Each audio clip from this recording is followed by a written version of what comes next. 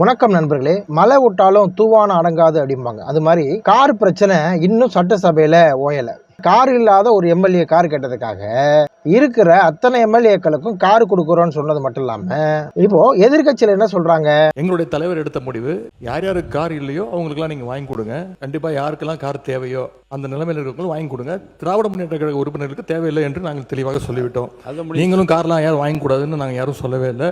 எங்க 59 எம்எல்ஏக்களுக்கு கார் வேணாம்னு சொல்லிட்டாங்க. உங்களுக்கு வேண்டாமா, மீதி இருக்க எம்எல்ஏக்களுக்கு நாங்க கொடுக்க போறோம்னு சொல்லிட்டு விட்டுறலாம். ஆதவர்ஜுனா தேவையில்லாத வாதங்கள் எல்லாம் எடுத்து வச்சார்.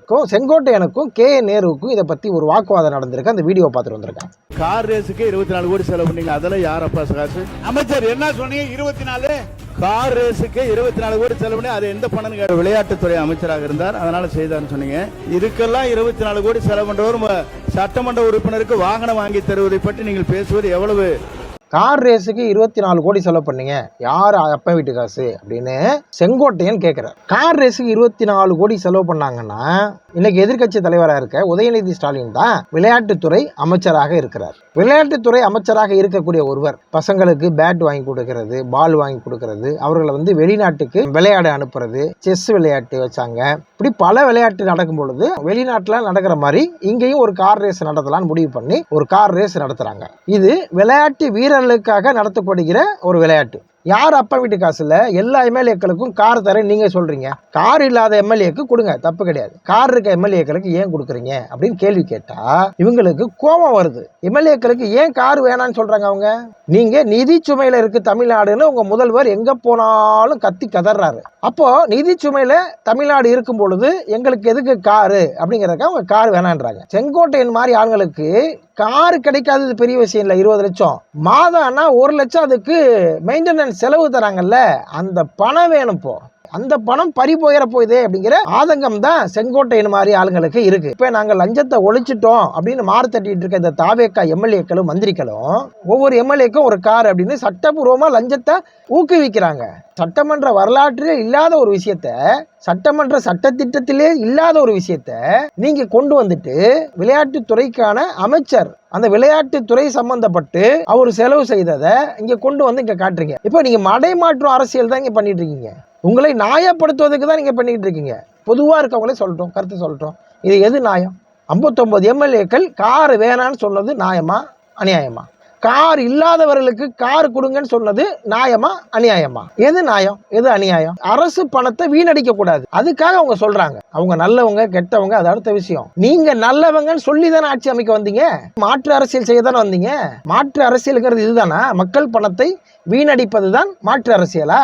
யார் அப்பா வீட்டு காசுன்னு கேட்கிறாரு செங்கோட்டையன் அவர்கள். நீங்க இதுக்கு முன்னாடி அதிமுகவில் இருந்தீங்க. அந்த அதிமுகவில் இருந்த பொழுது செல்வி ஜெயலலிதா அவர்கள் தனது வளர்ப்பு மகனுக்கு நாடே ஜே ஜே ஜே ஜேன்னு இருக்கிற மாதிரி பெரிய விழா எடுத்தாரு.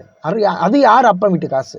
ஜெயலலிதா கர்நாடகத்துல ஒரு வழக்குல தண்டிக்கப்பட்டார். 1000 கோடி ஏக்கர் நிலம் இருக்குது அப்படின்னு சொல்லி ஜெயலலிதா குடும்பத்தில் ஒப்படைக்கல, தமிழ்நாடு அரசிட்ட ஒப்படைச்சிருக்காங்க. அந்த 1000 ஏக்கர் நிலத்தை கிட்டத்தட்ட 2-3 பெட்டிகள் தங்க நகைகள் அரசிட்ட ஒப்படைச்சிருக்காங்க. இப்ப கோர்ட்ல இருந்து அரசிட்ட ஒப்படைக்கிறாங்கன்னா அரசுல அவர் முதலமைச்சராக இருந்து எதிர்கட்சி தலைவராக இருந்து சம்பாரிச்ச பணமா? அப்படி சம்பாரிச்சிருந்தா இத்தனை கோடி வந்திருக்குமா?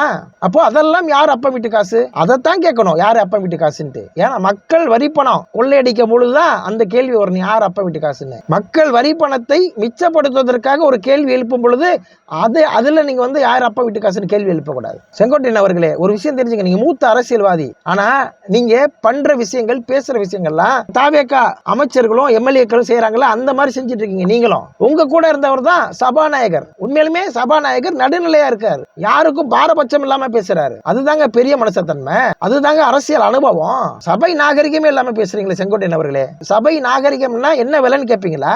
ஆதவர்ஜுனா பேசுற மாதிரி பேசிட்டு இருக்கீங்க. ஆதவர்ஜுனாவும் நீங்களும் ஒன்னா? ஆதவர்ஜுனாவுடைய வயது உங்க அனுபவம். ஆதவர்ஜுனா இல்லாத இடத்துல நீங்க ஸ்கோர் பண்ணுங்கிறதுக்காக இப்படி தேவையில்லாத வார்த்தைகளை பேசாதீங்க. எம்எல்ஏ கார் மட்டும் தான் கேட்டாரு, அவருக்கு பராமரிப்பு செலவுக்கு 1 லட்சம் தரேன்னு சொல்றது யார் அப்பா வீட்டு காசு? எதுக்காக மக்கள் பணத்தை வீணடிக்கிறீங்க அப்படின்னு உங்க முதலமைச்சர் மாண்புமிகு விஜய் அவர்களிடம் கேளுங்க, அதுதான் நியாயமா இருக்கும். சரிங்க, திமுக, தாவேகா, அதிமுக சட்டசபை சண்டைகளை விடுங்க, உங்க சந்தைக்கடை சண்டைகளை விடுங்க. பொதுமக்களா நாங்க கேட்கிறோம், யார் அப்பா வீட்டு காசு? யார் அப்பா வீட்டு காசுல அத்தனை பேருக்கும் கார் வாங்கி தரீங்க? யார் அப்பா வீட்டு காசுல பராமரிப்பு செலவு தரீங்க? சட்டசபையில போய் ஆக்கப்பூர்வமான விஷயங்களை பேசுங்கன்னா சட்டசபையில உட்காந்துக்கிட்டு யார் அப்பா வீட்டு காசுன்னு கணக்கு போட்டுட்டு இருக்கீங்க. ஆக்கப்பூர்வமான வேலைகளை பாருங்க சார். இன்னைக்கு விலைவாசி விண்ணை முற்ற அளவுக்கு ஏறிச்சு. 50 ரூபாய்க்கு இருந்த அரிசி 74 ரூபாய்க்கு ஆயிடுச்சு. தக்காளி, கத்திரிக்கான அத்தியாவசிய பொருட்களோட விலை உயர்ந்துருச்சு. அதை கட்டுப்படுத்துவதற்கான ஆலோசனைகள் அங்க இல்ல. இப்போ எம்எல்ஏக்களுக்கு கார் தர வேண்டியதுதான் முக்கியமான விஷயம். அதை பத்தி சட்டசபையில தினமும் யாராவது ஒருத்தர் தேவையில்லாம பேசி சண்டையும் சச்சரவும் உண்டாக்கிட்டு இருக்கீங்க. அதை நிறுத்திட்டு மக்களுக்கு ஆக்கப்பூர்வமான வேலைகளை பாருங்க. செங்கோட்டையன் அவர்களே, மக்கள் வியர்வை சிந்தி உழைச்ச காசு. அந்த ஊரா வீட்டு காசுல நீங்க ஸ்வீட் செய்யாதீங்க. அந்த அப்பா வீட்டு காசுல நீங்க கார் வாங்காதீங்க.